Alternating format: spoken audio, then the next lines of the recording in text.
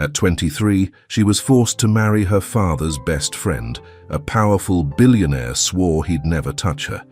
Have you ever stood at your father's funeral and realized your entire life was about to change in ways you couldn't possibly imagine? That's the moment Sophia Bennett's world shattered into a million irreparable pieces. She's 23, a medical student with dreams of saving lives and completely unprepared for the man standing across her father's grave in a $10,000 Armani suit, watching her with eyes that held secrets she wasn't ready to know. Gabriel Ashford, 41, a self-made billionaire who built an empire from nothing, the man her father trusted more than anyone, the man who was about to become her husband, whether she wanted it or not. He doesn't see a grieving daughter. He sees an obligation, a promise he made to a dying friend that's about to destroy them both. This is the story of forced proximity that turns into something neither of them expected, of contracts and consequences, of forbidden desire that burns hotter the more they try to resist. So settle in, because this story asks one question that will haunt you long after the last word. What happens when the only man who can save you is the one man you can never have? The Seattle rain turned November into a nightmare of cold and grief. Sophia Bennett stood at her father's graveside in a borrowed black dress, honey-colored hair plastered to her cheeks, hazel eyes red from crying. She watched the mahogany casket disappear into the earth. 23 years old. Third-year medical student. Orphan. Richard Bennett, dead at 58. Heart attack. Gone. The minister's words blurred, her mother's theatrical sobbing faded. Rain soaked through cheap fabric, but nothing mattered. Nothing except the hollow ache that made breathing impossible. Then she felt his gaze. Gabriel Ashford stood 20 feet away under a black umbrella, dark hair perfect despite the wind, pale blue eyes fixed on her with an intensity that made her skin prickle. 41 years old and devastating in an Armani suit, her father's business partner, the man she'd been half in love with since she was 16 and stupid enough to think he might someday notice her as more than Richard Bennett's awkward daughter. He walked toward her with measured steps, and mourners parted like he commanded gravity itself. "Sophia?" His voice was deep, rougher than she remembered, weighted with something she couldn't identify. Before she could respond, another man appeared, thin, grey-suited, carrying a leather briefcase that screamed expensive lawyer. "Miss Bennett," the stranger's voice was dry as autumn leaves. "I'm Crawford Mills, your father's attorney. I'm very sorry for your loss, but there are urgent matters we need to discuss. Today," she blinked, confusion cutting through grief. "What? Now?" "The will." Gabriel's jaw tightened, a muscle jumping beneath stubble. "It can't wait." 20 minutes later, she sat in Crawford's Mercedes, Gabriel beside her radiating tension, rain drumming against the roof. They drove to a law office downtown, leather and money and decisions that would ruin lives. Crawford opened his briefcase with precise movements. "I'll be direct, Miss Bennett. Your father's estate is complicated." "Okay." Her voice came out smaller than intended, hands twisting in her lap. $8 million in debt. Failed investments. If it's not paid within 30 days, everything goes to the bank. The room tilted. She gripped the edge of the table, knuckles white. "That's impossible. Dad would never—" "There's more." Crawford's gaze dropped to the document. "Your father's will has a clause. Gabriel holds 49% of Bennett Industries. The remaining 51% goes to you, but only if you marry within 30 days. He adjusted his glasses with clinical precision. "Your father added a clause. You must marry within 30 days of his death, or your shares transfer to Andrew Madden." "Andrew," Sophia's voice cracked. "Dad's ex-partner, the one who tried to steal clients 5 years ago." "The same." Gabriel's voice was flat, cold, controlled in a way that suggested he was barely holding himself together. "Richard put the clause in his will 6 months ago. If you don't marry within 30 days, Andrew gets controlling interest. He'll sell the company for parts, liquidate everything, and 347 people lose their jobs. Sophia stared at him at Crawford, at the papers that might as well have been written in a foreign language because none of this made sense. This is insane. Who would I even... Me. Gabriel cut her off, the single word sharp as a blade. His pale blue eyes met hers, and for the first time since she'd known him, she saw something raw beneath the ice. Your father made me promise, on his deathbed, that I'd take care of you, that I'd... His jaw clenched so hard she heard teeth grind. That I'd marry you, if this clause was triggered. The world stopped. Marry. Gabriel Ashford, the man she'd fantasized about through 4 years of medical school. The man who'd never looked at her as anything but a child. The man who was 18 when she was born. You're joking. Her voice sounded distant, disconnected. I wish I was. His knuckles were white where his hands gripped the armrests. Crawford, give us the room. The lawyer gathered his papers and left without a word. The door clicked shut. They were alone. Gabriel stood, moved to the window, kept his back to her. 29 days to decide. Marry me and save the company, or refuse and watch Andrew Madden pick through the ashes. Her breath came in short, panicked bursts. This is blackmail. This is your father's will. He turned, expression carved from stone. I don't want this any more than you do, but I made a promise to a dying man, and I keep my promises. And if I say yes? Her voice shook. What then? City Hall ceremony, 1 year. Then we divorce. Separate bedrooms, separate lives. 1 year of my life. She stood on trembling legs, met his gaze across 10 feet of expensive carpet. 1 year being married to a man who doesn't want me. Something flickered in his eyes. Pain, maybe. Or regret. Think about it. But remember, 300 people are counting on your choice. Then he walked out, leaving her alone in a conference room that smelled of leather and shattered dreams. 29 days became 28. Then 27. 3 nights staring at her dorm ceiling, 300 people needing her decision. 1 heart begging her to refuse. On the 4th morning, she texted him. I'll do it. Gabriel's response came within seconds. Thursday, 10 a.m., King County Courthouse. Wear something nice. Thursday morning. Sophia stared at herself in the mirror. Simple ivory dress, honey-colored hair pulled back in a braid. Hazel eyes shadowed with sleepless nights. She looked like someone playing dress-up in her own life. Gabriel waited outside the courthouse in a black suit, expression carved from ice. Ready? No, but let's do it anyway. They climbed the steps. Paperwork, witness signatures, a small room that smelled like every government building ever built. The ceremony took minutes, script words about love and commitment. Gabriel slid a platinum band onto her finger. Steady, controlled. Her turn. Fingers shaking. She got his ring on without dropping it. You may kiss the bride. His jaw tightened. He leaned in, lips brushing hers. Chaste, brief, his hand trembling where it touched her waist. Then he pulled back like she'd burned him. Congratulations. You're now husband and wife. Husband and wife. Sophia's stomach twisted with something she couldn't name. Not quite dread, not quite hope. Something darker and more complicated. Black Mercedes waiting. They drove in silence. Sophia watching Seattle blur past tinted windows. Gabriel staring at his phone. The building was glass and steel and money. The penthouse was exactly what she'd expected. Minimalist, expensive, cold. Floor-to-ceiling windows, designer furniture, art on the walls. Your room. Gabriel gestured down a hallway without looking at her. East wing. I'm in the west wing. We won't see each other unless we choose to. She followed the direction and found a bedroom bigger than her entire dorm room.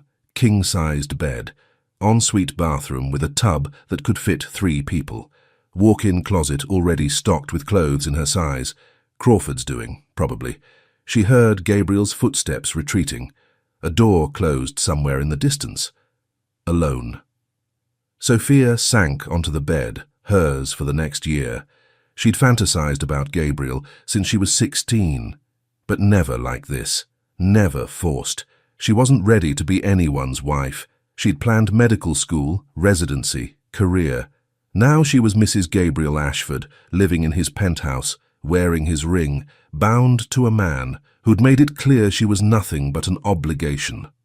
1 year of wanting someone who didn't want her back. This wasn't a dream. This was a nightmare in expensive sheets. Sophia woke to sunlight streaming through unfamiliar windows. For 3 seconds, she couldn't remember where she was. Then memory crashed back. Wedding, penthouse, separate wings. The platinum band on her finger caught the light, cold and foreign. She'd fallen asleep wearing it. She should stay in bed. Avoid him. Maintain the distance he'd promised. But her stomach growled, and coffee, rich, dark, impossible, drifted through the penthouse. She pulled on yoga pants and an oversized sweatshirt, ran fingers through her hair, and followed the scent. The kitchen was massive, marble countertops, steel appliances, an island that could seat 8.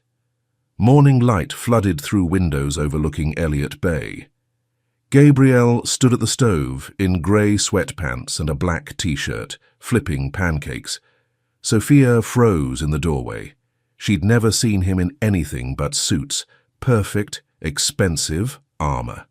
But this was different. The t-shirt clung to broad shoulders she'd only imagined, revealing arms roped with muscle. His dark hair was messed like he'd run his hands through it. Stubble dark along his jaw, he looked human. Accessible. Real.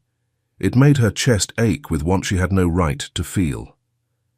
"You're awake." Gabriel's voice was rough with morning, deeper than usual. He didn't turn around. "I made coffee. Mugs are in the cabinet above the espresso machine." "No good morning. Just practical information." Cold. Sophia crossed to the cabinet on legs that felt steadier than yesterday, poured coffee into a mug, and wrapped both hands around the warmth. "You cook?" Apparently. He flipped another pancake with practiced precision, still not looking at her. "Sit. These are almost done." She should refuse. Take her coffee and disappear like he clearly wanted. But hunger and curiosity won. She slid onto a bar stool, watching him work. Gabriel moved with controlled efficiency, measuring, checking, adjusting, the quiet ritual of feeding someone. "I didn't know billionaire CEOs made their own breakfast." Silence felt too heavy. She had to break it. "I didn't become successful by being helpless." Gabriel plated pancakes, added butter and syrup, slid the plate toward her without meeting her eyes. "Eat. You've lost weight since the funeral." His jaw tightened, voice dropping lower, rougher. "I noticed." The words hung between them, loaded with implication neither wanted to examine. She took a bite. Perfect, light, fluffy, melting on her tongue. "These are really good." "I know." No false modesty, just fact, and something that might have been the ghost of a smile tugged at his mouth before disappearing. They ate in silence, broken only by the clink of silverware and distant traffic. Gabriel stood on the opposite side of the island, maintaining distance like a force field, eating with mechanical efficiency that suggested he viewed food as fuel rather than pleasure. Her finger brushed his when she reached for the syrup at the same moment he did. Electricity. Sharp and sudden and completely inappropriate, shooting up her arm and lodging somewhere in her chest where it had no business being. Gabriel jerked back like she'd burned him, jaw tightening. She pulled her hand away fast, and the moment shattered like glass. Sophia set down her fork, appetite vanishing despite the half-finished pancakes. My scholarship was suspended 3 weeks ago because of Dad's debts. The school said I was a liability. She watched him carefully, looking for tells. Then 2 days ago, the day before the wedding, they called, said it was reinstated. Administrative review. Gabriel's shoulders tensed. And? Strange timing, don't you think? Mistakes get corrected. He took a long drink of coffee, still not looking at her. Or maybe someone with money and influence made a few phone calls. Sophia stood, crossing her arms. Did you interfere with my education, Gabriel? I ensured you could finish your degree. He set his mug down with controlled precision. Your father would have wanted... My father is dead. The words came out sharper than she intended, cutting through the morning peace like a blade. You don't get to use him as an excuse for controlling my life. The marriage was bad enough, but my education, that's mine. The one thing I earned on my own. And you just... I protected it. Gabriel's voice rose to match hers, control finally cracking. They were going to expel you because your father's debts made you a liability, so, yes, I made calls. I ensured the scholarship stayed intact. I made sure you could finish what you started. Without asking me, you had enough to deal with. He ran a hand through his hair, frustration clear in every line of his body. The funeral, the will, the wedding. You think I was going to add dropped out of medical school to that list? That's not your decision to make. I made a promise to a dying man. The words echoed off marble countertops, raw and bleeding. To take care of you, to make sure you were okay. So forgive me if I interpreted that as making sure you didn't lose everything, including your goddamn future. Silence crashed down like a curtain. They stood on opposite sides of the kitchen island, breathing hard, and Sophia saw something in Gabriel's pale blue eyes she'd never seen before. Pain. Real, deep, unguarded pain that made her anger drain away like water through cupped hands. He asked you to marry me, she said slowly, pieces clicking into place. Not just take care of me, actually marry me. Gabriel's jaw worked. Yes. Her breath caught. When? When? The night before he died. His voice had gone flat, emotionless, but his knuckles were white where they gripped the counter. He called me to the hospital, said he'd made mistakes, that the business was in trouble, that Andrew was circling, that the will clause was insurance, but he needed someone he trusted to... He stopped, swallowed. To make sure you didn't end up alone. So you said yes. It wasn't a question. What else could I say? He was dying, asking me to protect the daughter of my best friend, my business partner, the man who'd helped build everything I had. Gabriel finally looked at her, and the expression on his face made her chest tight. How do you say no to that? You could have. But even as she said it, Sophia knew it was a lie. Not Gabriel. Not when someone was dying. I couldn't. Simple, final. And I don't regret it. The air between them felt charged, dangerous, like lightning before a storm. Even though you don't want me, Sophia said quietly. Gabriel went very still. What? Separate wings, separate lives, 1 year, and we're done. She forced herself to hold his gaze. You married me because you had to, not because you wanted... Stop. One word, sharp as a gunshot. Why? Anger and grief and desperation pushed her forward. You said it yourself. You don't want this. So why pretend? Because wanting you would be wrong. The confession exploded out of him like something he'd been holding back for too long. You're 23 years old, nearly half my age, the daughter of my dead business partner who trusted me to take care of you, not... He cut himself off, breathing hard. Sophia's heart hammered against her ribs. Not what? Not think about you every goddamn second since your 21st birthday party. His voice was rough, wrecked, barely controlled. Not remember exactly what you wore, that green dress, not spend 2 years trying to convince myself you were off limits, that you were Richard's daughter and therefore untouchable, that the age difference made me a bastard for even noticing when you walked into a room. The world tilted sideways since her 21st birthday. All this time. You're lying, Sophia whispered. I wish I was. Gabriel's hands shook where they gripped the counter. God, I wish I was. This would be so much easier if I felt nothing, if you were just an obligation I was fulfilling out of duty. But you're not. You never were. And that terrifies me more than anything Andrew Madden could threaten. Sophia couldn't think, couldn't process.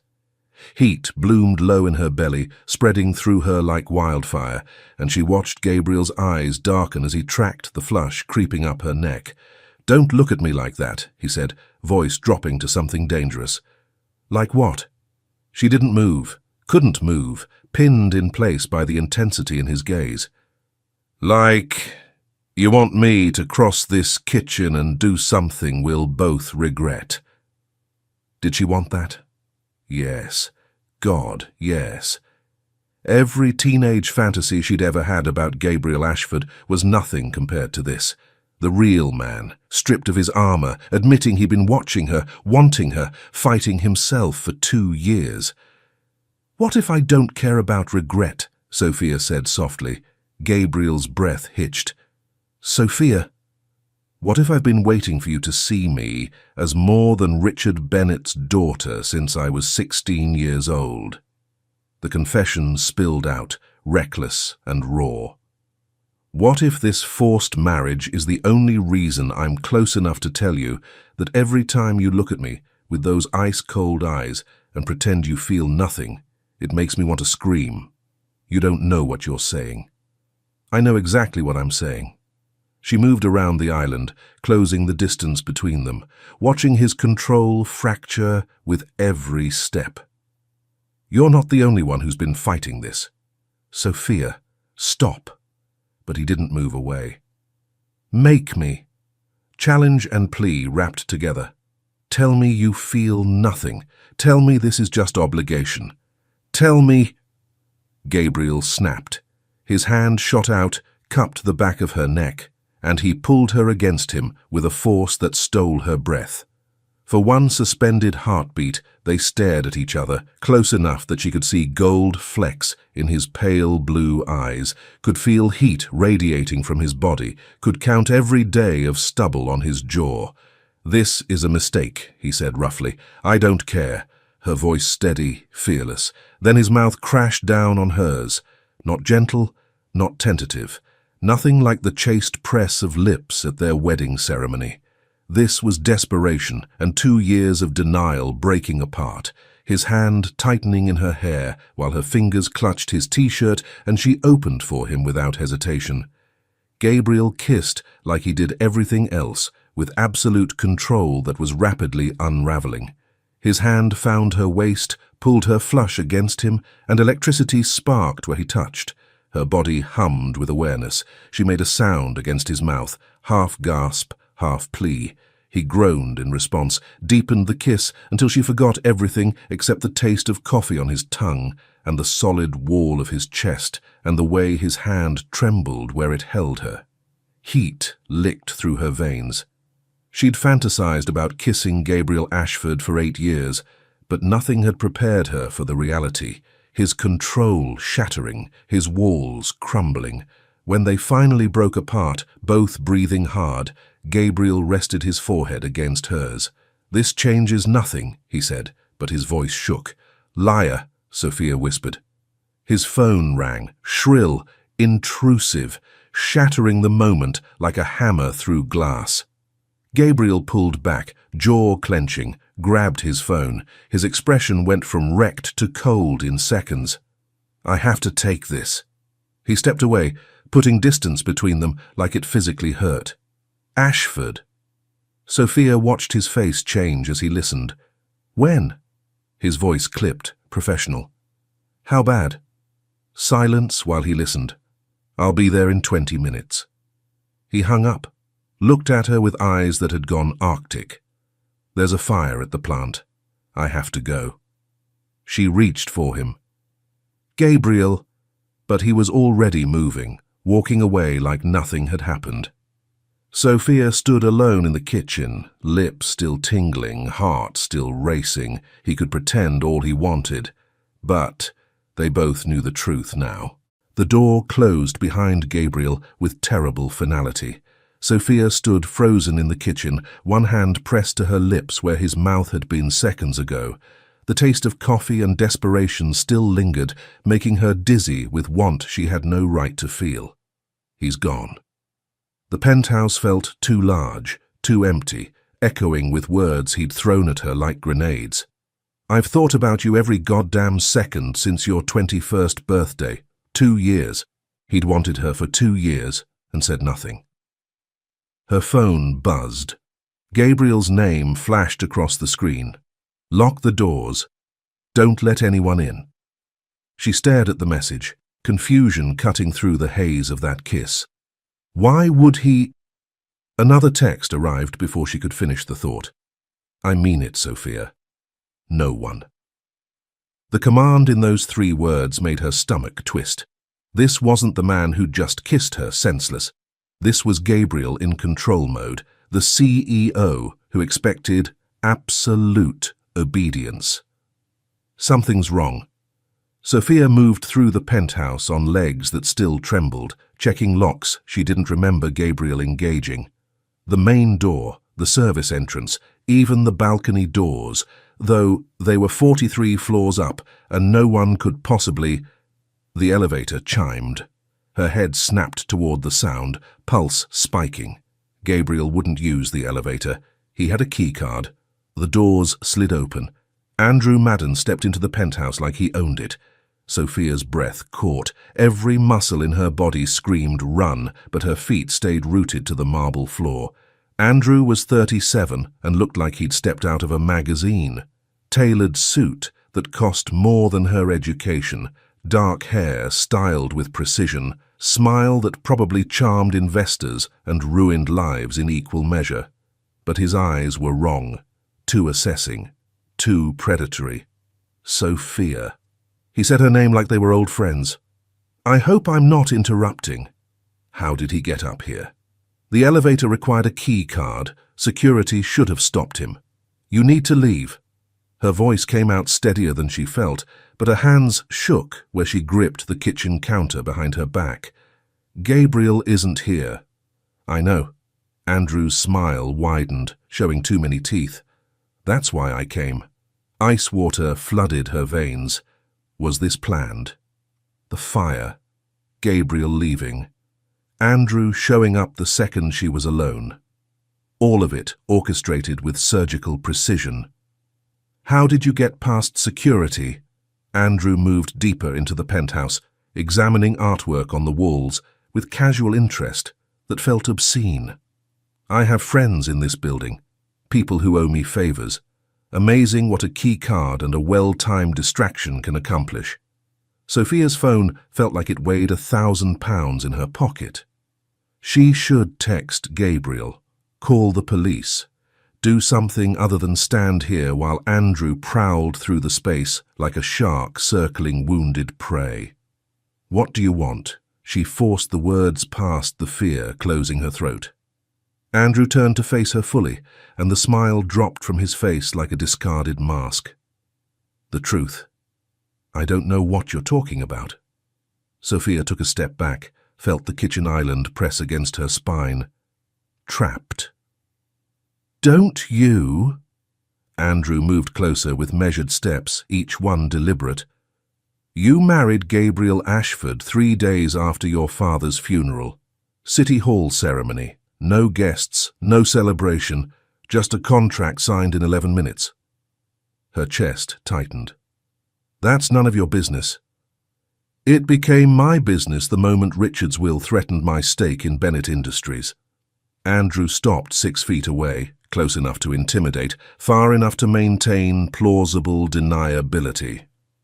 "I've been watching. Separate wings, separate lives. You barely look at each other in public. This marriage is a sham, and we both know it. He can't prove that. The thought came desperate and flimsy, because what if he could?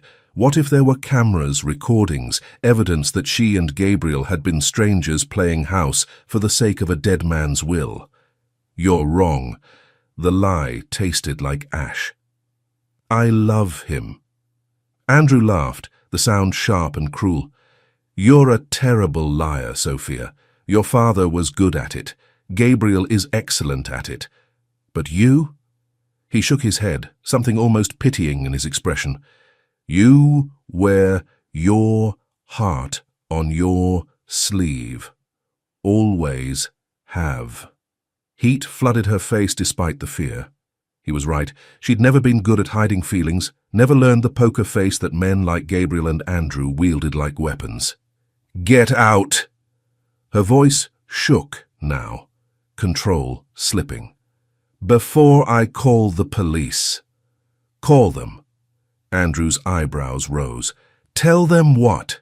That your father's ex-business partner stopped by to check on you. That he asked uncomfortable questions about your marriage. The words hit like physical blows, each one finding the soft, vulnerable places she'd tried so hard to protect. How does he know about that? Let me tell you something interesting, Andrew continued, voice dropping to something intimate and poisonous. Richard's will has a clause most people don't know about. If the marriage is proven to be fraudulent, if it can be demonstrated that you and Gabriel never consummated the union, never lived as husband and wife, the shares transfer to me anyway. Sophia's stomach dropped. That's not legal. Legal? Oh, it is. Richard was very thorough, very paranoid in his final months. Andrew pulled his phone from his pocket, scrolled through something she couldn't see. I have a team of lawyers ready to file a petition for annulment. All I need is proof. You don't have proof. But even as she said it, doubt crept in like poison. Don't I? Andrew's smile returned, sharper than before. Separate bedrooms. No public displays of affection. You didn't even know each other before the funeral. How hard do you think it would be to prove this marriage is exactly what it looks like? A desperate arrangement to fulfill a will clause. Her phone buzzed in her pocket. Once, twice, 3 times in rapid succession. Gabriel trying to reach her, probably, wondering why she wasn't responding. Andrew's eyes tracked the movement. You should answer that. Tell him I stopped by. Tell him... He moved closer, close enough that she could smell expensive cologne and something underneath it that made her skin crawl. Tell him I'm watching. Both of you. Sophia forced herself to meet his eyes. Why are you doing this? Power and money. Andrew moved closer. Bennett Industries is worth $43 million. Your father's shares are the last piece I need. Gabriel will never let you take it. Gabriel is one man with limited time. I just need one photo of your separate bedrooms, one witness. His eyes dropped to her mouth. You know, Richard's will would have accepted any marriage. You could have chosen me instead. Sophia's breath stopped. What? It didn't have to be Gabriel. Andrew's hand reached out, brushing honey-colored hair from her face. I would have made it worth your while. Sophia jerked back. Get out. Or what? Call security? Andrew's smile widened. The same security that let me up here. That convenient fire at Gabriel's plant. The implication hit. He started it. Andrew's hand shot out, gripping her chin. This marriage is fake, and I'm going to prove it. The elevator chimed. The doors exploded open. Gabriel stood there like vengeance incarnate, tie gone, shirt unbuttoned, hair disheveled, eyes blazing with lethal rage. His gaze locked on Andrew's hand, gripping Sophia's chin. Everything stopped. Take your hand off my wife. The words came out quiet, controlled, absolutely terrifying. This wasn't the Gabriel who'd kissed her this morning. This wasn't even the CEO who commanded boardrooms. This was something primal and barely leashed. Andrew's fingers tightened for one heartbeat, a test, a challenge, before he released her and stepped back with hands raised in mock surrender. "Hey, Gabriel, calm down. I was just checking on your wife." "Get out." Gabriel moved into the penthouse with predatory grace, putting himself between Sophia and Andrew. Physical barrier. Warning wrapped in 2 words. "We were having a conversation." Andrew's voice stayed casual, but tension showed in his shoulders. "You were threatening my wife in my home." Gabriel's voice dropped even lower. "There's a word for that. None of them end well for you." Andrew's smile turned ugly. "Your wife, that's rich. Tell me, Gabriel, does she even sleep in the same wing? Or is this marriage exactly what it looks like, a business arrangement to circumvent Richard's will?" "Careful," 1 word, sharp as a knife. "I'm just asking questions a judge might ask when I file for annulment. Questions about separate bedrooms, about whether you've consummated this convenient little union." Gabriel's jaw clenched so hard she heard teeth grind. "What I do with my wife is none of your goddamn business." "It becomes my business when your fake marriage threatens my stake in Bennett Industries." Andrew lowered his hands slowly. "Richard's will is very clear. The marriage must be legitimate, consummated, real in every legal sense." "Can you prove that, Gabriel?" The question hung in the air like a noose. "I don't have to prove anything to you," Gabriel said. "No, but you'll have to prove it to a judge." Andrew straightened his suit jacket. "I'll give you 30 days. 1 month to make this marriage real or watch it crumble under legal scrutiny. Get out." Gabriel took a step forward, violence radiating from him. Andrew held his ground for 1 more heartbeat, eyes moving between Gabriel and Sophia. 30 days, he repeated. Tick-tock. Then he walked to the elevator, pressed the button, and waited with the patience of a man who'd already won. The doors opened. He stepped inside. "Oh, and Sophia." Andrew's voice drifted out as the doors started to close. "Next time your husband leaves you alone, you might want to lock the deadbolt. Never know who might stop by." The elevator descended. Silence crashed down like a physical force. Gabriel turned to face her. "Are you okay?" Sophia's hands trembled. "Why was he here?" Gabriel's jaw worked. He moved to the window, not looking at her. "Andrew didn't just try to steal clients 5 years ago. He embezzled $14 million. Your father had proof. Documents, bank transfers, emails, enough to send him to prison for 20 years. The room tilted. "What?" "Richard hid everything in a safety deposit box.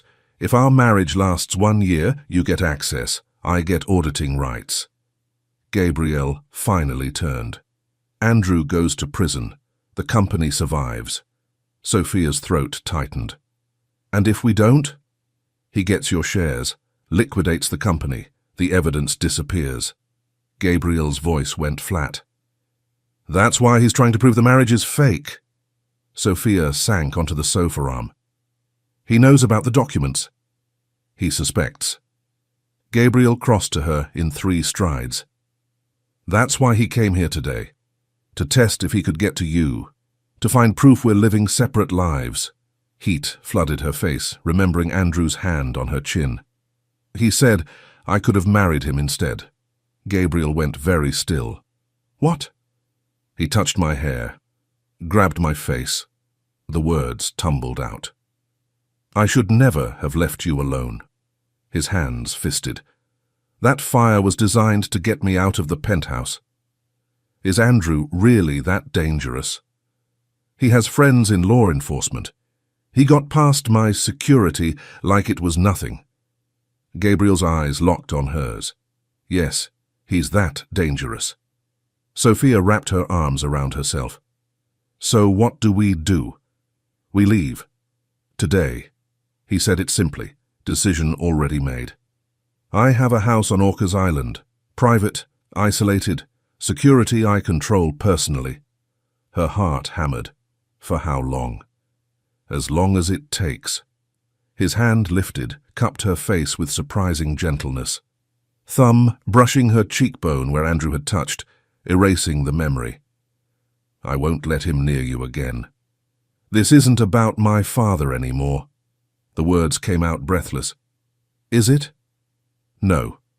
His voice dropped to something rough, honest.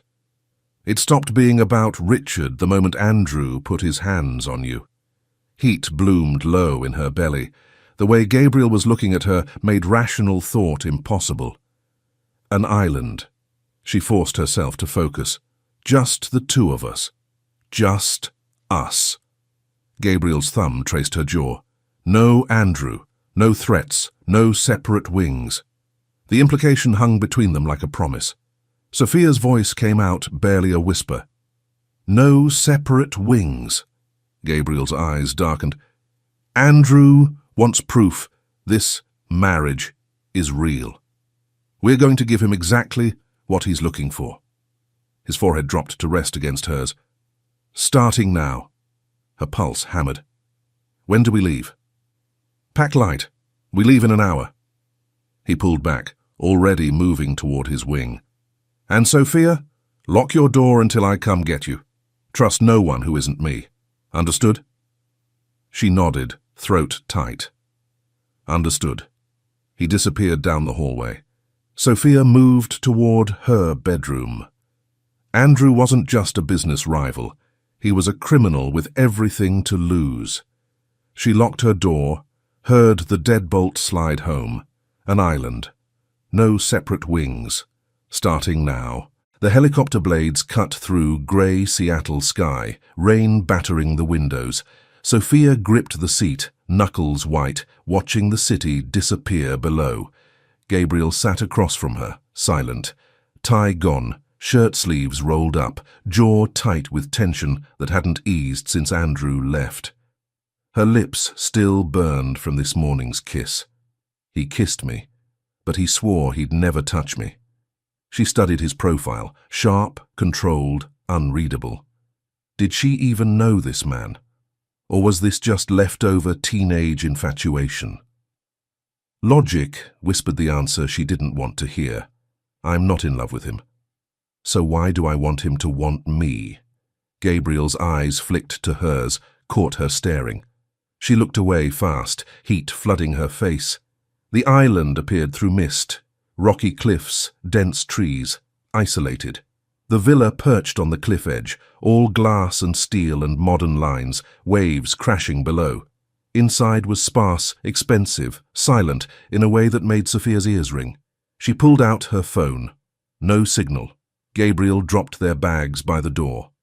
You won't get service here, satellite only, Andrew can't reach you.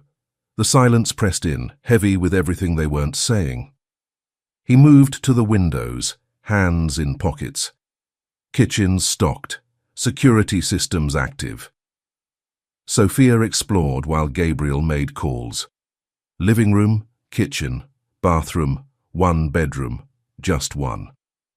She stood in the doorway, staring at the king-sized bed. Floor-to-ceiling windows overlooked the ocean. Minimalist furniture. One door leading to an ensuite. Footsteps behind her. Gabriel's reflection appeared in the window glass. Her pulse jumped. We can't stay in the same room. Gabriel's tone was flat. There's only one bedroom, and I'm not leaving you alone. I won't sleep if I do. She turned to face him. Then, where will you sleep? He moved past her, set his bag on the chair. The floor if you want, but I'm staying in this room. Sophia's throat tightened. You said you wouldn't touch me. Gabriel went very still. When he turned, his pale blue eyes were arctic. That promise stands. Nothing will happen. But we're staying in the same room. Relief and disappointment twisted in her chest. Her mind raced with the contradiction. I'm hiding my feelings. He's keeping his distance. She forced herself to sound calm. I'm not letting you sleep on the floor. We're both adults. We can share a bed without anything happening. Something flickered in Gabriel's expression. Too fast to read. Fine. He grabbed a pillow from the bed, placed it dead center. A line. A boundary. His voice left no room for argument. This stays. Sophia stared at the pillow, physical proof of the distance between them. Okay. Rain started as the sun set, hard, relentless, drumming against glass. They ate dinner in near silence. Pasta Gabriel made without asking, served without ceremony. Sophia pushed food around her plate. Thank you. Gabriel didn't look up. You need to eat. She ate. The evening stretched long. Gabriel worked on his laptop. Sophia pretended to read. Neither spoke beyond necessity. When she finally stood to get ready for bed, her legs felt unsteady. The bathroom was sanctuary. Locked door, running water, space to breathe. She changed into sleep shorts and an oversized t-shirt, brushed her teeth, avoided her reflection. When she emerged, Gabriel was already in bed. On his side, facing away, the pillow between them like a demilitarized zone. Sophia slid under the covers on her side, back to him, heart hammering so loud she was sure he could hear it. The question burned in her mind. This distance, will it really keep us from touching? Rain pounded the windows, waves crashed below, and between them, a pillow that suddenly felt very small. The next day, evening fell fast on the island. Gabriel had spent the entire day finding reasons to stay busy, checking security, making calls, avoiding the bedroom where Sophia existed like a question he couldn't answer. Now, darkness pressed against the windows, and Sophia sat alone in the living room, restless. She'd been exploring drawers out of boredom when she found it. A photograph, old and creased, tucked inside a book on the shelf. 16-year-old Sophia in a navy dress that had been too formal, hair pulled back, wearing glasses she'd hated, standing awkwardly at the edge of her father's business event, and in the background, slightly out of focus but unmistakable, Gabriel. 34 years old then, dark suit, sharp jaw, already commanding attention without trying, her chest tightened with embarrassment and something deeper, longing that had never really died. Footsteps approached. She didn't hide the photo fast enough. Gabriel stopped in the doorway, eyes dropping to the image in her hands. Where did you find that? Sophia's face burned. In the bookshelf. I didn't mean to snoop. That was the Reynolds merger dinner. Gabriel moved closer, studying the photo. 7 years ago. She managed a small smile, throat tight. Dad was so angry with me that night. I snuck into the event just to watch you. Gabriel went still, his pale blue eyes lifted to hers, surprised. You were watching me? Sophia looked away, heat flooding her neck. Yes. Always. The admission hung between them, raw and vulnerable. Gabriel's voice softened to something she'd never heard from him before. I didn't know you were there that night. I wish I'd seen you. The words hit like a physical blow, gentle, devastating. Sophia's throat closed. You wouldn't have noticed me anyway. I was this awkward teenager with braces and glasses, hiding in corners. She set the photo down with trembling fingers. You were Gabriel Ashford, powerful, successful, untouchable. I used to imagine you'd notice me someday. Gabriel moved to the fireplace, kneeling to arrange kindling with sharp, controlled movements. You became a remarkable woman, Sophia. Someone will be lucky to have you someday. The words landed like ice water. He still doesn't see me as a woman. The realization made her chest ache. Thunder rolled across the sky. The lights flickered once, twice, then died completely. Darkness swallowed the room. Sophia gasped, the photo slipping from her fingers. Sophia. Gabriel's voice cut through the black. Don't move! I'm coming to you! She heard him stand, heard careful footsteps. Then his hand found hers in the dark, warm, solid, real. Her pulse hammered. The storm! Knocked out the generator. His thumb brushed her knuckles, probably unconscious. Are you okay? Sophia's voice came out smaller than she intended. When I was 8, there was an earthquake. The power went out just like this. I was trapped in my room for hours in the dark. Gabriel's hand tightened on hers. You're not alone, now. The simple words shouldn't have meant so much, but they did. For the first time since this nightmare marriage began, Sophia reached back. Her fingers threaded through his, holding on instead of pulling away. Not sexual. Just human. Gabriel's breath hitched in the darkness. The fireplace finally caught, flames casting orange light across the room. Gabriel had found candles, a thick blanket. The villa's modern heating system was dead, and cold crept in from the storm outside. They sat near the fire, blanket draped over both their shoulders. Close, but not touching. The space between them felt heavy with things neither would say. Sophia stared at the flames, voice quiet. The last week before Dad died, he was on so much medication. He'd say your name in his sleep. Gabriel's jaw tightened. Sophia. Even when everything was falling apart, he trusted you. She pulled the blanket tighter. More than anyone. Guilt flickered across Gabriel's face, visible in the firelight. I knew how much he loved you, but I never thought he'd ask me to marry you when he was gone. Never thought he'd leave you in my care. Sophia's throat ached. I never thought I'd end up here either.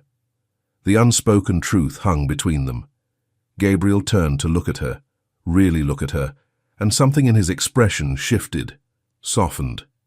The storm raged outside. Inside, firelight painted them in warm shadow. Sophia lifted her head, met his gaze directly. This is the look I've wanted for years. The thought burned through her. Gabriel stared back, pale blue eyes tracking across her face like he was memorizing every detail. He didn't speak, didn't move closer, just looked. It felt more intimate than touching. Sophia's lips curved into the smallest smile. You said you'd stay away from me. Gabriel's voice came out rough. I am. I'm just looking. Your eyes burn when you look at me like that, she whispered. Something ignited in Gabriel's gaze, sharp, hungry, barely controlled. He tried to bank it, failed. The air between them crackled with tension that had nothing to do with the storm. Sophia's pulse thundered in her ears. Thunder exploded overhead. The villa shook. Sophia jerked instinctively toward Gabriel. His arm came around her shoulders before thought could catch up. Automatic, protective, like he'd been waiting for permission. Easy. His voice dropped to a murmur against her hair. I'm here. You're okay. Sophia closed her eyes, let herself lean into his warmth. Her head found his shoulder, and for one perfect moment she let herself pretend this was real. Not a contract, not an obligation, just two people seeking comfort in a storm. Gabriel's hand moved to her back, slow circles that soothed more than words ever could. I've got you, he whispered, and God help her. She believed him. Minutes passed, maybe hours. Time felt suspended in firelight and rain. When Sophia finally lifted her head, Gabriel was already looking at her. Their faces were close, too close, not close enough. His breath ghosted across her lips. Gabriel's voice came out, wrecked. Don't look at me like that. Sophia's pulse raced. Like what? Like you know exactly what I'm thinking. Maybe I do. Her voice came out barely above a whisper. Maybe I'm thinking the same thing. Gabriel's control fractured. His hand lifted, fingers trembling as they traced her cheekbone, her jaw, the corner of her mouth. Featherlight. Reverent. She didn't pull away. Don't tell me this is wrong. It is wrong. But his hand stayed on her face, thumb brushing her cheek. You're Richard's daughter. You're 24. I'm supposed to protect you. From what? Challenge in her tone. From wanting you? Gabriel's hand slid into her hair, fingers threading through honey-colored strands. His gaze dropped to her mouth, lingered there with an intensity that made her dizzy. The storm raged, the fire crackled, and between them years of denial burned to ash. His face was so close she could count his eyelashes. She could feel the heat radiating from his skin. Neither moved, neither breathed. The moment stretched, suspended. Crash. Something heavy slammed against the balcony above them. The whole villa shuddered. Sophia jerked back, heart hammering. Gabriel was on his feet in seconds, body positioned between her and the sound, every muscle coiled tight. His voice came sharp. "Stay here." "Gabriel, what was that? You think someone's here?" Fear spiked cold through her chest. Gabriel's eyes met hers, and what she saw there made her blood run cold. "I think Andrew's smarter than we gave him credit for." Then he was gone, disappearing up the stairs into darkness. Sophia stood frozen by the fire, heart pounding so hard she felt it in her throat. Outside, the storm screamed, and somewhere above, something moved. Footsteps descended the stairs, slow, deliberate. Sophia's breath caught, hands trembling where they gripped the blanket. Gabriel emerged from the dark hallway, hair damp from rain, shoulders tense, but his face held relief instead of alarm. "It's nothing." His voice cut through her panic. "Just a tree branch." The wind knocked it against the balcony. Sophia's legs went weak. She swayed, knees buckling. Gabriel crossed to her in 3 strides, hand gripping her shoulder. "Hey, you're okay. I'm here." She nodded, unable to speak past the tightness in her throat. They stood there, breathing hard, firelight painting them in warm shadow. The storm raged outside, but inside felt suddenly small. Safe. Gabriel's thumb brushed her collarbone, unconscious, soothing. Neither pulled away. Hours passed. The fire burned low. The storm refused to die. Exhaustion finally won. Sophia didn't remember falling asleep. One moment she was watching flames dance. The next she was waking to dim orange light and Gabriel's steady heartbeat beneath her ear. Her head rested on his shoulder. His arm lay across her back, hand curved around her hip. They'd collapsed together on the floor by the fire, wrapped in the blanket like refugees from the cold. A crack of thunder jerked Sophia awake. She started to lift her head. Gabriel's hand tightened on her waist, keeping her close. "I've got you." His voice was rough with sleep, intimate in a way that made her chest ache. Sophia settled back against him, feeling the rise and fall of his breathing. "I'm okay." Liar. But there was warmth in it. She turned her face toward his, found him already looking at her. Firelight caught in his pale blue eyes, turning them molten. A small smile tugged at his mouth. The woman who dissects cadavers is afraid of thunder. Heat flooded Sophia's cheeks. Medical school doesn't prepare you for storms. Apparently not. His tone was gentle, almost teasing, affection bleeding through the usual control. It made her brave. Reckless. Sophia took a breath, voice barely above a whisper. "Is there anything that scares you?" Gabriel's smile faded. His gaze shifted to the fire, jaw tightening. "Losing people I love." The words landed heavy between them. Sophia's heart clenched. "Who did you lose?" Gabriel's eyes went dark, distant. "Everyone. My parents, in a car accident when I was 19. My fiancé 2 years later." The air left Sophia's lungs. "You were engaged?" "Once." His voice was flat, careful. "Cancer. She fought for 8 months. I watched her fade." Sophia's throat burned. "I'm sorry." "That's when I met your father." Gabriel's hand moved absently on her back, tracing patterns he probably didn't realize. "Richard gave me a reason to keep building. Became the father I'd lost, the brother I never had." His eyes found hers again, and the pain in them was visceral. "And you were always there. Richard's daughter. Off limits. I couldn't see you as anything else." "Couldn't." Past tense. Sophia's pulse hammered. Slowly, carefully she lifted her hand. Fingertips brushed his cheek, rough with stubble. "Dad left me to you." Her voice trembled but held. "To protect me." Gabriel's breath hitched. "Yes." Sophia shook her head, the movement small but deliberate. "No. He left me to you so you'd protect me and love me." The words hung in firelit air. Gabriel went absolutely still. His eyes searched hers, wild and desperate and breaking apart. "Sophia—" She didn't let him finish. Her hand cupped his face, thumb tracing his cheekbone. Gabriel's control shattered. His hand came up, threading into her hair. He leaned in, close enough that their breaths mingled, that she could see every shade of grey in his eyes. His voice came out wrecked. "Don't look at me like that." "Like what?" "Like you want me to lose control." His forehead pressed against hers. "I'm a man, Sophia. Don't forget that." Her heart hammered against her ribs. "I haven't forgotten. I could kiss you right now." His thumb traced her jaw, trembling. "I could take you right here by this fire, but you deserve more than instinct, more than need." His eyes closed, face twisting with something between agony and want. "You deserve someone who's right for you, and that's not me." Then he pulled away.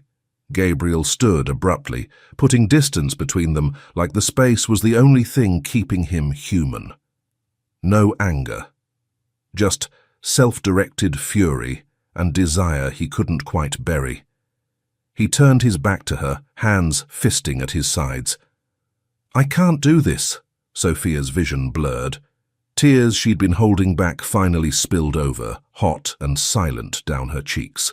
She didn't make a sound, just sat there by the dying fire, watching the man she'd loved for 8 years walk away because he thought she deserved better. The storm raged, the fire crackled, and Sophia's heart broke so quietly, even she barely heard it. Sophia woke to silence, the wrong kind, the kind that made her skin prickle. The bed beside her was empty, cold. She sat up, pulse spiking. The storm had passed hours ago, leaving behind stillness that felt oppressive. She called out into the darkness, voice small. "Gabriel?" Silence answered. Her bare feet hit the floor, body moving before her brain fully caught up. She grabbed one of his shirts from a chair, still warm from the dryer, smelling like cedar and safety, and pulled it on over her sleep tank. The living room was empty, kitchen dark, glass doors to the deck slightly ajar, ice water flooded her veins. He wouldn't just leave, not after everything, not after the storm, the confessions, the almost kiss that still burned on her lips like a brand she couldn't scrub away. Unless something was wrong. Sophia stepped onto the deck, rain-soaked wood cold against her feet. She tried again, louder, voice cracking with panic. "Gabriel!" Movement. At the edge of the property line, where forest met clearing. A shadow, tall. Familiar shoulders. Relief crashed through her. Then she saw the tension in his stance, one hand behind his back. Fear replaced relief in a heartbeat. She took a step forward, words forming. "Gabriel, what are you doing out here?" The gunshot split the night like thunder. Sophia's scream died in her throat, shock freezing her vocal cords. Her ears rang, vision tunneled. Another shot, sharper, closer. Muzzle flash illuminated Gabriel for a split second, dark hair wild, jaw set, eyes focused on something she couldn't see. He moved like a soldier, not a CEO, fluid, controlled, dangerous.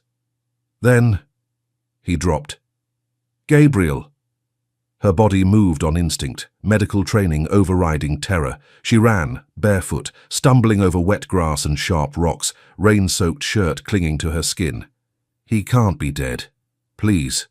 God, he can't be dead." The prayer looped in her mind, desperate and useless. A voice cut through her panic. "Sophia, stop!" Rough, urgent, coming from behind, the pilot.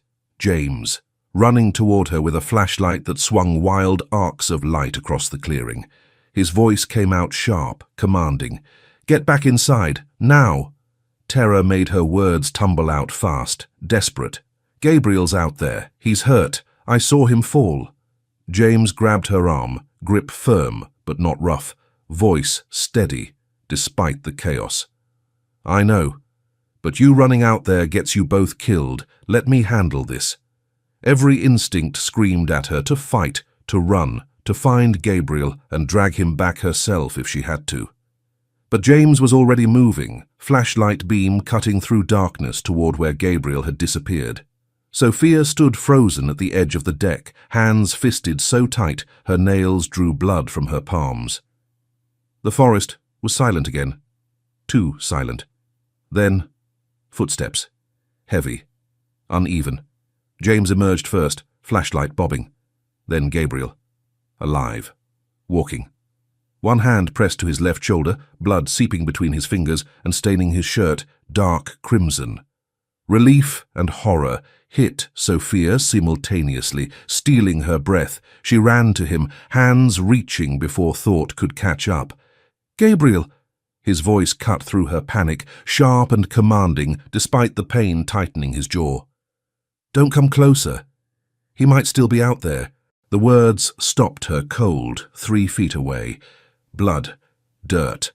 Eyes still alert, scanning the tree line. This wasn't the CEO who wore $1,000 suits. This was someone else, someone dangerous.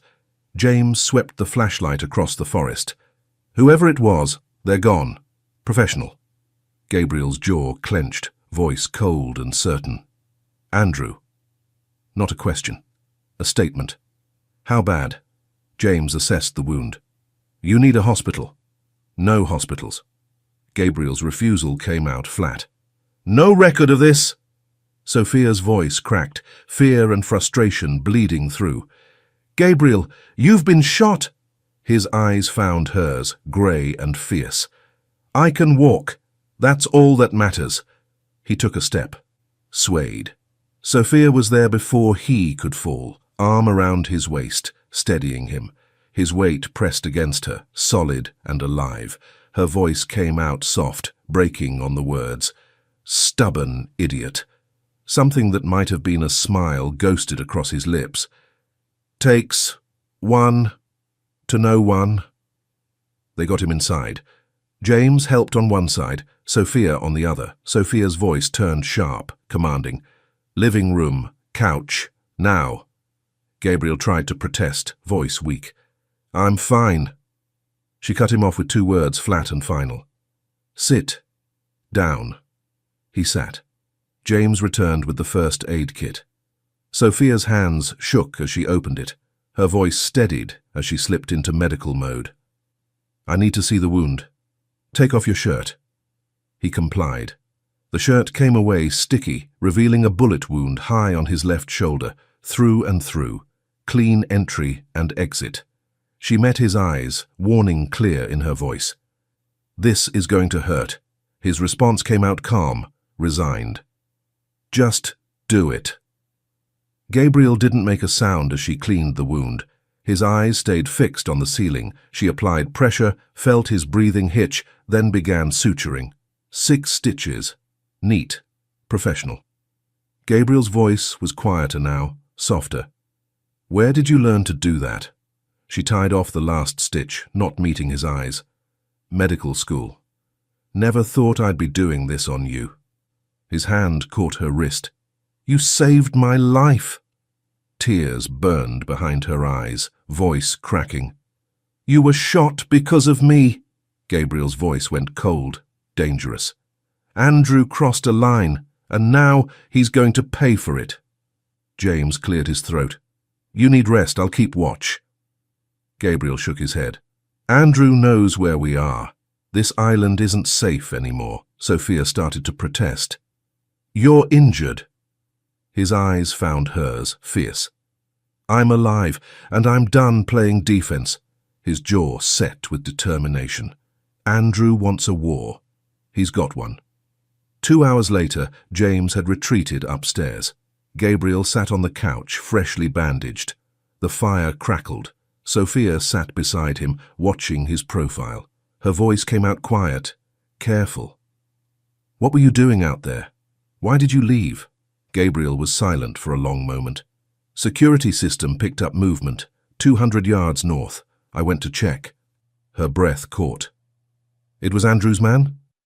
His voice went flat. "Dead." "Yes. Watching you." The shot was a message. Get out, or next time won't be a warning. Cold fear slithered down her spine. "I'm not leaving." He turned to her, intensity in his gaze. "Tomorrow, we go on offense.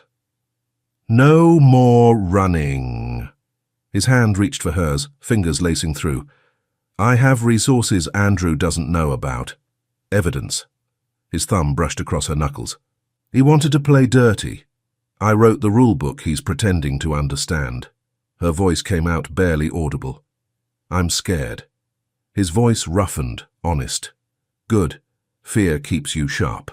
He squeezed her hand. "But you're not alone." Something shifted between them. Unspoken. Undeniable. "Stay with me tonight," he said quietly. "Stay close. I need to know you're safe." She nodded. They shifted until Sophia was tucked against his uninjured side, head on his shoulder. The fire burned low. Gabriel's voice rumbled against her ear. "Don't leave." It wasn't a question. A plea wrapped in a command. Her promise came out firm despite the emotion choking her. "I won't." His fingers found her hair, stroking gently. "When this is over..." He stopped. "I can't lose you." Sophia's eyes burned. She pressed closer. "I can't lose him either," she thought. "I'm already too far gone." But she didn't say it out loud. Not yet. Outside, dawn began breaking over the horizon, and somewhere in Seattle, Andrew Madden was planning his next move. Dawn broke over the island through heavy fog that clung to the trees like smoke refusing to dissipate. Sophia descended the stairs on legs, still shaky from a night spent more awake than asleep, her mind replaying the gunshot, the blood, Gabriel's body dropping to the ground over and over in an endless loop she couldn't shut off. Gabriel was already in the kitchen when she entered, fully dressed despite the bandage visible beneath his shirt, his face pale but his eyes sharp and completely alert in a way that suggested he hadn't slept at all. His voice came out firm, leaving no room for negotiation. "We need to leave." Sophia stopped in the doorway, taking in the sight of him standing there like he hadn't been shot less than 12 hours ago, like his shoulder wasn't still stitched together with thread she'd put there herself. "You're not ready to move yet." Gabriel's gaze didn't waver from hers, steady and certain. "I'm fine. I'll get checked by a doctor in Seattle. We can't stay here." She opened her mouth to argue, but he continued before she could form words. What happened last night wasn't random. His tone wasn't theatrical or harsh, just matter-of-fact in a way that made the truth hit harder. "Staying on this island gives Andrew the advantage. If we move now, we control the situation." Sophia stared at him, and for the first time she realized he wasn't scared. He had a plan. And that plan started with getting them both off this island before Andrew could send someone else. The pilot was already preparing the helicopter when they stepped outside into drizzle that had replaced last night's storm. Gabriel headed for the door with purposeful strides that belied the injury he was carrying, and Sophia caught his arm before he could climb aboard. Her medical training made her voice sharp with concern. "Flying could make you bleed again." Gabriel's hand covered hers where it rested on his forearm, warm and solid despite everything. "This wound won't stop me, Sophia." The strength in his posture was unmistakable, but there was no arrogance in it, just certainty. "But I can't leave you here alone for even one more minute." Her throat tightened with emotion she couldn't quite name. The helicopter lifted off with a lurch that made Sophia's stomach drop, and Seattle began emerging through the fog below them like a city materializing from a dream. Wind buffeted the cabin, making the metal frame shake, and the engine's roar filled every available space with sound that made conversation nearly impossible. Sophia noticed the pallor creeping across Gabriel's face, the way his jaw was set too tight. She leaned closer so he could hear her over the noise. "Does it hurt?" Gabriel closed his eyes briefly, taking a slow breath, before reopening them to meet her gaze. "It hurts, but it's bearable." Then his focus sharpened on her with intensity that stole her breath. "Pain isn't the issue. Andrew's next move is." Sophia's hands curled into fists in her lap, nails digging into her palms. "Can you stop him?" Gabriel's response came without hesitation, without doubt, without anything but absolute conviction. "Yes, but this time it's not just for me. It's for us." The words sent tremors through her chest that had nothing to do with the helicopter's vibrations and everything to do with the way he'd said us, like it was already decided, already real, already something he'd fight for. The moment they landed in Seattle, Gabriel was escorted directly to the VIP entrance of a private hospital, where the corridors had been cleared and doctors waited with the kind of readiness that suggested they'd been expecting him. Even being led to his room, Gabriel continued directing the process with commands that left no room for discussion. His voice carried authority that made everyone listen. "X-ray first, then blood work. No one approaches Sophia until I have the results." The doctors nodded their understanding, recognizing immediately that this man's word wasn't up for debate, even when he was the patient. Sophia waited in the doorway while they prepared the examination room, and Gabriel's voice reached her from inside. 5 minutes. Then I'm with you. Don't go anywhere." That voice. The voice of a man who owned control without losing himself to it. After the examination, while Gabriel was signing discharge papers with his injured arm bandaged fresh and clean, his lawyers entered the room carrying briefcases that suggested this meeting had been scheduled before they'd even landed. Gabriel's shoulder bore fresh gauze, but his gaze held the sharpness of a blade being tested for its edge. His instructions came out clipped and precise. "I want Andrew's accounts examined, his communication records pulled, and every connection he has inside the company identified and documented." Sophia turned toward him with surprise coloring her features. "You prepared this before?" Gabriel didn't lift his head from the papers he was reviewing, his focus absolute. His instructions came out clipped and precise. "I want Andrew's accounts examined, his communication records pulled, and every connection he has inside the company identified and documented." Sophia turned toward him with surprise coloring her features. "You prepared this before?" Gabriel didn't lift his head from the papers he was reviewing, his focus absolute. The sun was setting over Seattle, city lights trembling behind rain droplets like a blurred painting. The hospital's VIP corridor held an oppressive silence that pressed against eardrums and made every breath feel deliberate. Sophia stepped through the doorway, and Gabriel's head lifted. Yesterday's storm had passed, leaving behind a stillness that felt more like the calm before something worse. Her voice came out soft but steady. "How are you feeling?" Gabriel looked at her, and she could see that his shoulder wound bothered him less than whatever thoughts churned behind those grey eyes. His response came out short and definitive. "I'm fine."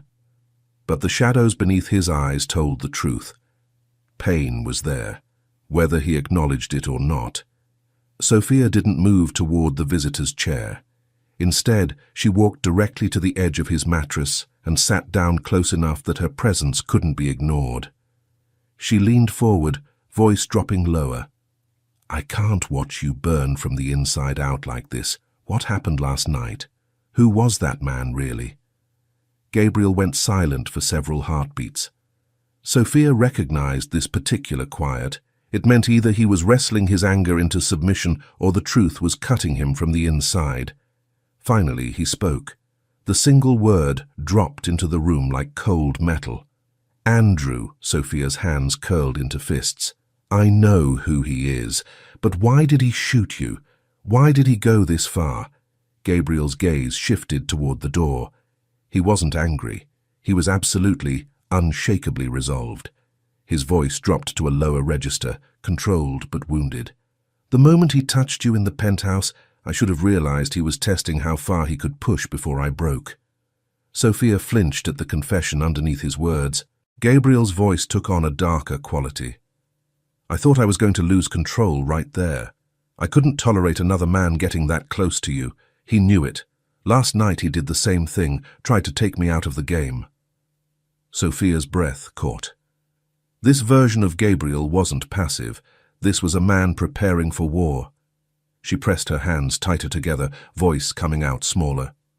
So, he shot you because he couldn't get to me. The muscle in Gabriel's jaw flexed. You're the target, Sophia. I'm just the shortest path to you. The words settled over her like ice water, not from fear but from the weight of understanding. Her voice came out barely above a whisper. Because of me. Gabriel cut her off, swift and absolute. No. The word came out sharp and hard. Everything Andrew does is because of his own crimes. It has nothing to do with you. His tone softened, but lost none of its conviction. My job is to protect you. I'm not running from that. She started to rise from the bed, but Gabriel's hand caught her wrist with gentle pressure that somehow felt more claiming than if he'd grabbed hard. His voice came out different than she'd ever heard it. Sophia. The sound of it made her freeze. Gabriel swallowed hard, his eyes darkening. Last night, the possibility of losing you. His voice roughened. It shook me more than I thought anything could.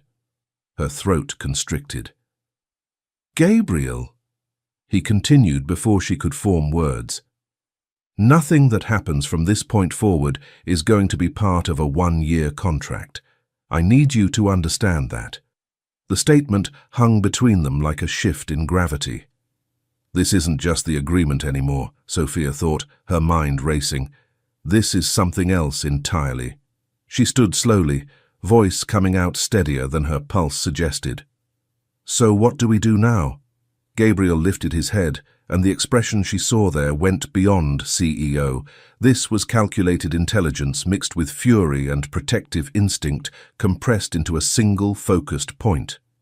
His answer came out flat and certain. This time, we're not staying on defense. What does that mean?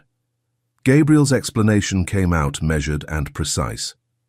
We're going to expose every connection Andrew has, every financial movement, every blackmail attempt. If necessary, I'll take it to federal authorities. Sophia's breathing picked up speed. This wasn't a small threat. This was a declaration of total war. Her question came out quietly. What do I do? Gabriel didn't hesitate. You stay with me. A small smile curved her lips. I don't want to be anywhere else. The darkness in Gabriel's expression lightened for the first time since she'd entered the room. The knock came sharp and sudden. Before Gabriel could respond, the door swung open to reveal his assistant carrying a manila folder. The woman's voice came out apologetic but professional. Mr. Ashford, Andrew's legal team filed with the court. They've initiated proceedings to have your marriage declared invalid.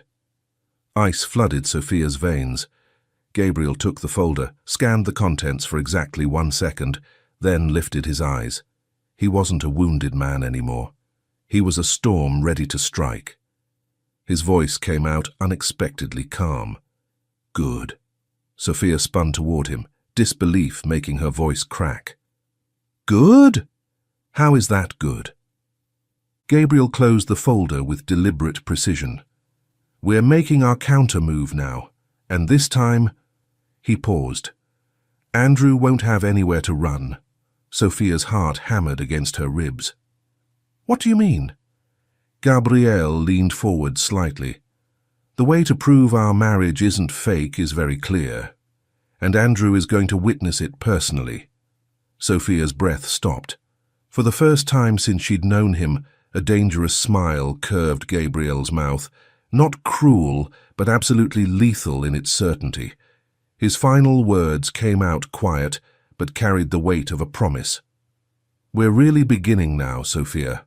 Gabriel was discharged from the hospital 3 hours after the legal filing hit his desk, moving through the corridors with the bandage visible beneath his dress shirt and an expression that suggested the injury bothered him far less than being confined.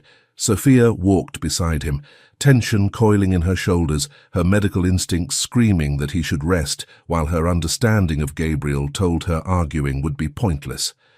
Gabriel scanned the street before allowing her to step outside, his gaze moving across rooftops and parked vehicles with systematic assessment that made her realize he'd done this before. Her voice came out quiet, but direct. "Going back to Seattle doesn't mean we're safe, does it?" Gabriel's response carried no hesitation. No. Andrew started an open war. When they arrived at the penthouse, Gabriel stopped at the security desk, where 3 men in suits waited with equipment cases. His instructions came out clipped and absolute. Replace every camera. Restrict access to approved personnel only. Facial recognition on all entry points by tomorrow. Sophia stood back and watched Gabriel transform into someone she'd glimpsed only in fragments. The man who'd built an empire, who commanded with decisions rather than requests, who treated obstacles like variables to be eliminated. Inside the penthouse, Gabriel moved through the rooms, checking windows and doors with methodical precision before his gaze found hers. Her voice came out softer than she intended. "You don't have to do all this for me." Gabriel's response came swift and certain. "You're wrong. I have to do this exactly because of you." The statement hung in the air, heavy with meaning. Gabriel's voice dropped lower, taking on a quality that made her pulse spike. "Come here, Sophia." She moved without conscious decision, her body responding to the command before her brain could analyze whether crossing that distance was wise.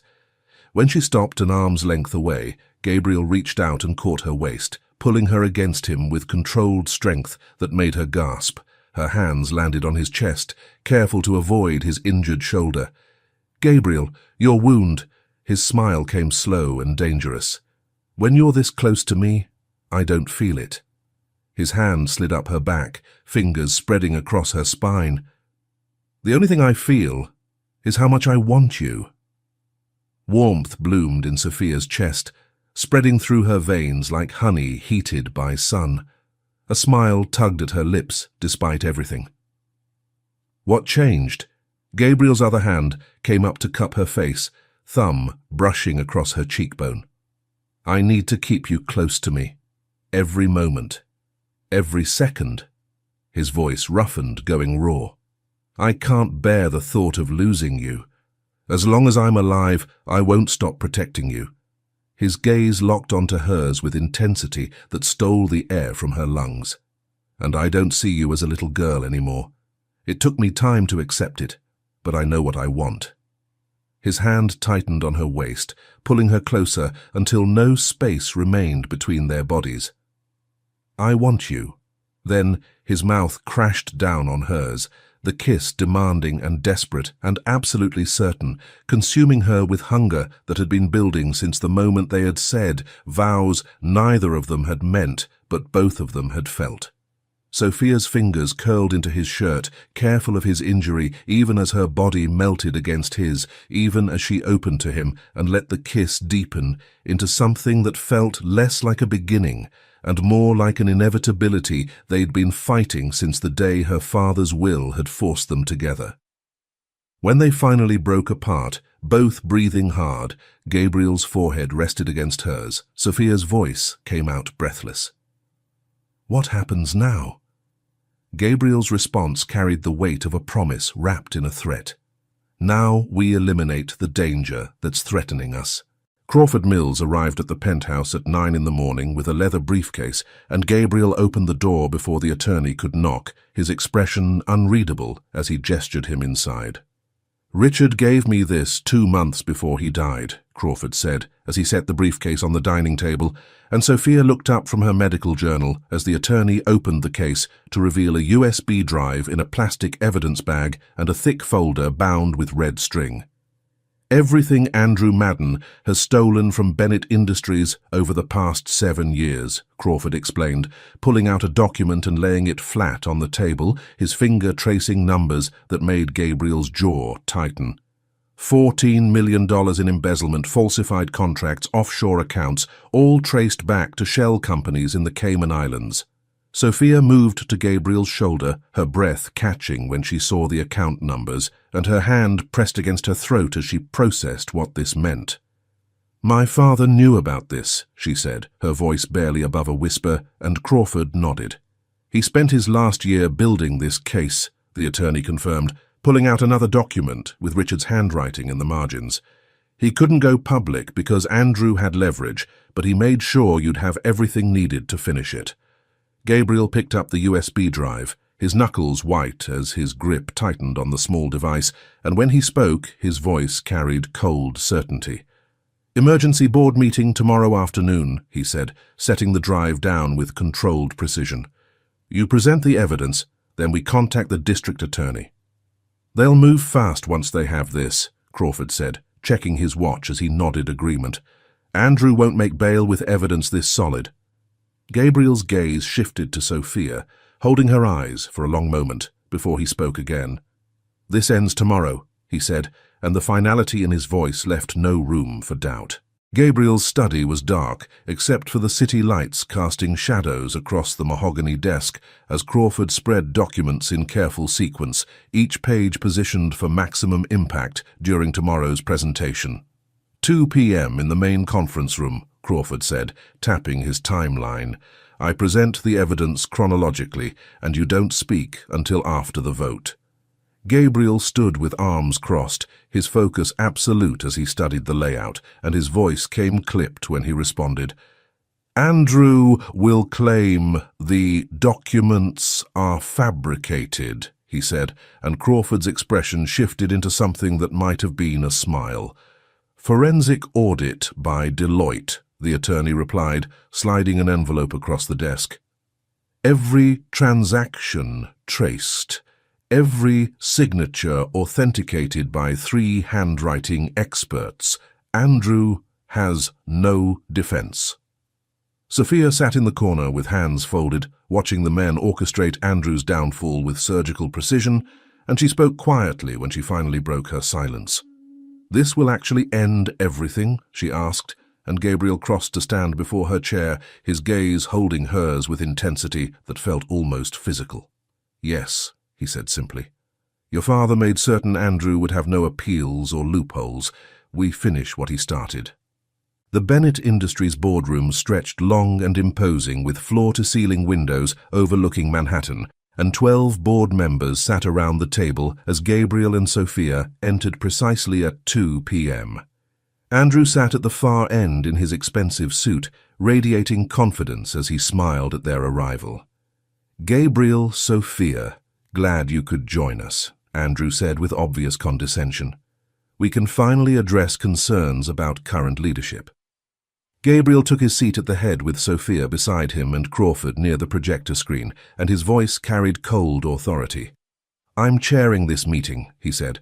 "Crawford Mills will present evidence regarding financial irregularities." Andrew's smile faltered as Crawford connected the USB drive and the screen flickered to life.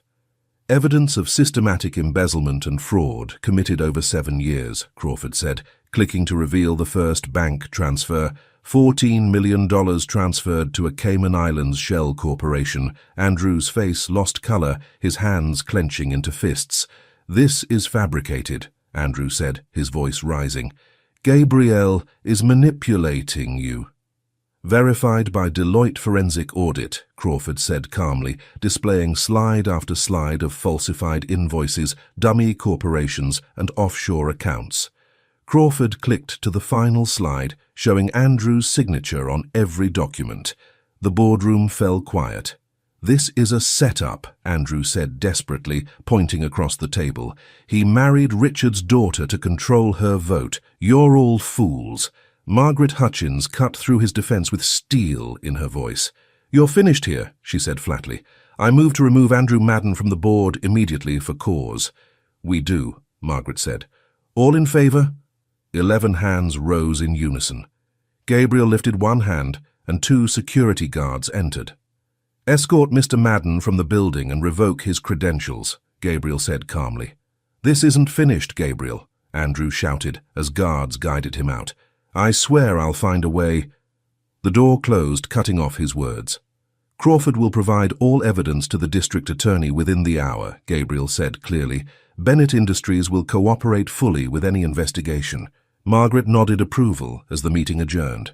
The penthouse felt different at night, with only the city lights casting their glow through the floor-to-ceiling windows, and Gabriel stood near the glass with a tumbler of whiskey in his hand, his silhouette dark against the glittering Manhattan skyline as he watched the world continue its endless motion below. Sophia found him there, after changing out of her formal clothes into something comfortable, and she moved quietly across the hardwood floor until she stood beside him, her voice soft when she spoke. "Are you okay?" she asked, searching his profile for whatever thoughts were keeping him standing here alone in the dark. Gabriel's lips curved into something that wasn't quite a smile as he turned to look at her, and his voice carried a weight that suggested he was measuring every word before he spoke. "I haven't been this okay in a very long time," he said, swirling the amber liquid in his glass before taking a slow sip. And Sophia saw something in his eyes that looked like relief mixed with exhaustion from carrying burdens too heavy for too long. Sophia moved closer until their shoulders almost touched, and she looked out at the same view he'd been studying, her mind still processing everything that had happened in the boardroom just hours ago. "Andrew's going to prison," she said, her voice thoughtful as she considered the implications of what that meant for both of them. "He'll be forced to sell his shares to cover legal fees and restitution, but he won't sell them to us, I'm certain of that." Gabriel's expression shifted into something that might have been amusement as he set his glass down on the nearby table with deliberate care, and when he looked at her, his eyes held the sharp intelligence that had built an empire from nothing. "Share transfer rights will be suspended pending criminal proceedings," he explained, his tone carrying the confidence of a man who'd already consulted with 3 different legal teams about this exact scenario. "And after a certain period, those shares will revert to the company itself as part of asset seizure, which means they come to us eventually without Andrew having any say in who gets them." Sophia's eyebrows rose slightly as understanding dawned, and she felt a smile tugging at her lips despite the seriousness of the conversation. "So, our connection to him is completely severed," she said, and the relief in her voice was palpable as she processed what that freedom actually meant. Gabriel nodded once, his gaze never leaving her face, and Sophia noticed the way his jaw had tightened slightly, as if he was bracing himself for whatever came next. "Completely," he confirmed, and then he paused for a long moment before adding quietly, "which means the original reason for this marriage no longer exists." Sophia felt her breath catch in her throat as the implication of his words settled between them like a challenge waiting to be answered, and when she spoke, her voice came out steadier than she felt. "So there's no legal reason for us to stay married," she said, watching his face carefully for any reaction that might tell her what he was thinking. Gabriel turned to face her fully, his expression unreadable in the dim light, and his voice dropped lower as he asked the question that had been hanging between them since the moment the boardroom doors closed. "Is that what you want?" he asked, each word measured and careful. "A divorce?" Sophia's lips curved into a small smile as she reached up to straighten his tie, even though it didn't need straightening, and her fingers lingered against the silk fabric as she held his gaze. "I told you before what I wanted," she said, her voice carrying a warmth that made Gabriel's eyes darken with something that looked like hunger barely restrained. "I want to be with someone who's actually in love with me, not married to me out of obligation. Someone who sees me as a woman, not as a responsibility or a child to protect." She let her hand trail down his chest slowly, feeling his heart rate spike under her palm, and her smile widened slightly as she continued. "I want to be with someone who wants me the way I deserve to be wanted," she finished, her voice dropping to almost a whisper. Someone who's willing to really be with me, not just tolerate my presence in their life. Gabriel's expression shifted into something that was pure, predatory satisfaction, and his smile turned distinctly flirtatious as he reached for her waist with both hands. "Then I think you need someone very specific," he said, his voice rough with barely controlled desire as he pulled her flush against him, and Sophia's breath hitched at the sudden contact. "And as it happens, I know exactly the right person for that position." His mouth captured hers before she could respond, and the kiss was nothing like the careful, controlled touches they'd shared before. This was hunger and possession and promise all wrapped into one devastating moment that made Sophia's knees weaken. His mouth captured hers before she could respond, and the kiss was nothing like the careful, controlled touches they'd shared before. This was hunger and possession and promise all wrapped into one devastating moment that made Sophia's knees weaken. When Gabriel finally pulled back just enough to breathe, his eyes were dark with intent as he bent and lifted her into his arms with an ease that made her gasp, and Sophia instinctively wrapped her arms around his neck as he carried her away from the windows. "Where are we going?" Sophia asked breathlessly, though she already knew the answer from the direction he was walking and the determined set of his jaw. "Our bedroom," Gabriel said, his voice leaving no room for doubt about what he meant by "our" as he pushed through the door that had been his alone for too many empty nights. He laid her on the bed with surprising gentleness, given the intensity burning in his eyes, and his hands moved to the buttons of her shirt with deliberate slowness that suggested he was savoring every second of this moment he'd denied himself for far too long. "You said you'd never touch me," Sophia reminded him, her voice catching slightly as his fingers grazed her skin, and she saw his jaw clench with the effort of maintaining control. Gabriel's eyes met hers as he leaned over her, his weight braced on his arms as he looked down at her with an expression that made heat pool low in Sophia's belly. "Keeping that promise has been nearly impossible since the moment you moved into this apartment," he admitted, his voice rough with honesty that cost him something to speak aloud. "Do you have any idea how hard it's been to stay away from you? Sophia Ashford." Sophia's smile widened at his use of her married name, and her fingers came up to trace the line of his jaw as she held his gaze. "Doctor, actually," she corrected playfully, though they both knew she was still 3 years from earning that title.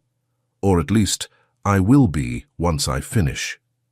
Gabriel's expression softened slightly, even as his hands continued their exploration, and his voice carried absolute certainty when he responded.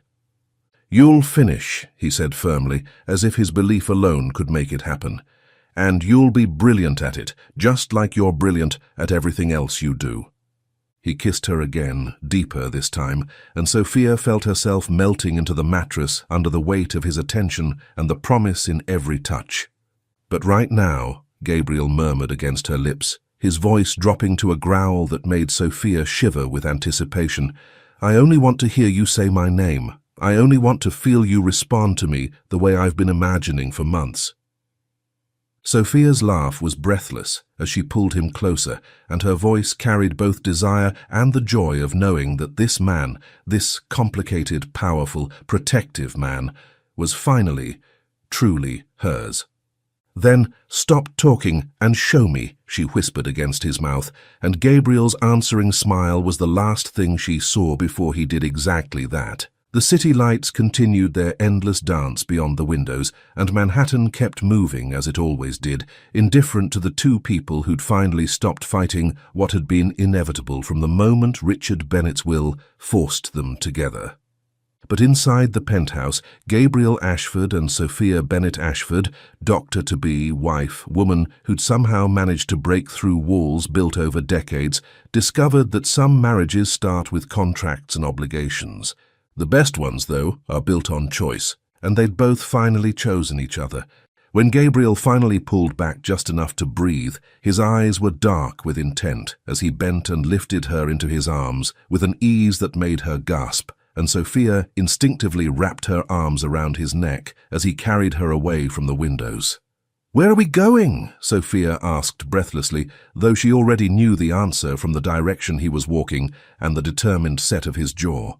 "Our bedroom," Gabriel said, his voice leaving no room for doubt about what he meant by our, as he pushed through the door that had been his alone for too many empty nights.